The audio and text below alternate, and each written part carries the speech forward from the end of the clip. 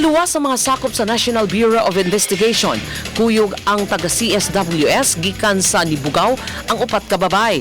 Ang mga biktima nga nagpangidaron og 27 hangtod sa 40 anyos, giuban sa ilang higala nga si Rosalina Anggalot alias Mikay aron ibaligya. Gisaaran silang makadawat og 3 hangtod 4,000 pesos kay langyaw ang ilang customer. Ang suspect nga hugtanong ni Himakak, dugay na diay nga gipanid-an sa NBI.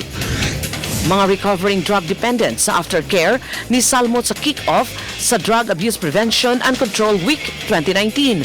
Ni salmot usab ang mga tinunan, Barangay Anti-Drug Abuse Council, DepEd, PDEA, PNP officials, mga opisyal sa syudad ug barkada kontra droga.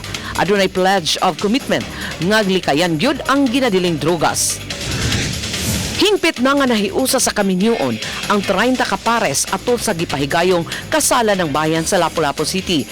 Giabaga sa lokal nga kagamhanan ang tanang gastuhan sa mga dokumento, lakip na ang reception sa kasal. Matag magtiayon gihatagan og tagsa ka wedding cake, wine ug lechon.